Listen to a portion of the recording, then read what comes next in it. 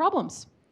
So we talked earlier about how we're supposed to innovate all the time. Well, improv has a great solution. Has anyone here heard of yes and? Yes. And I found out about it from my friend. So let's talk about what it means to accept and build. It's kind of like universal acceptance.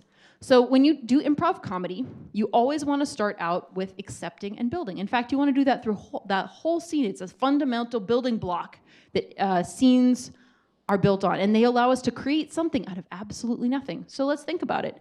If we were doing a scene, if I were here, and I said, here we are at the park, and you said, yep. Well, at least you didn't reject me, so that was good. Our scene didn't totally fall apart, but you didn't add anything. Now, what if I said, here we are at the park, and you said, no, we're at the bottom of the ocean, duh. What would happen? And you would get a laugh, you absolutely would, and then the scene would just die. So it's like a short-term payoff. And so where this can be really helpful is, at work, we often have to brainstorm about new ideas. So the next time you're trying to do a brainstorming session, try yes and. The moment someone throws out an outrageous idea, don't be the first one to say, that'll never work. Just think if you can pause on that and say, okay, well, what would it take if we took that to the next level? Can I yes and that? And you can act it out. So I love to use this with my teams at work. We love to do stuff where we're working on new ideas. It's a great way to think outside of the box, to take an idea that's a little bit outrageous, push it a little bit farther, and then say, okay, that thing ran off into the next time zone. Can we just pull it back in a little amount? And oftentimes you can. And here's another way to think about it. If you want to live your best life, you have to take some risks. And improv can be a great way to feel safe taking risks in a really, really controlled environment. You don't have to sell your entire life, buy a caravan, and drive around the world, although that's a great idea.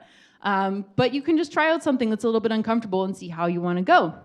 And so let's take a look at these possible ways that we could take the here we are at the park scene, right? Pretty boring. Here we are at the park. And these are all different forms of yes and that I could use. I could say, yes, and this is a good spot to put our picnic basket. So good job accepting and also building. But what if I said, yes, and soon mom will join us here? Oh, who's mom? What does that mean about what our relationship is in this scene? And what if I said, I want to just take this risk to the next level, and I go, yes, and I've brought you here to ask you to marry me, right? If this was an improv scene we were doing, I've just upped the risk.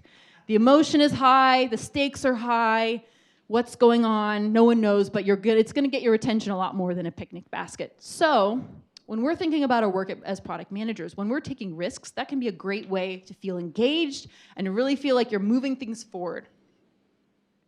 So now that we're thinking big, the next step is how to move forward. And in the improv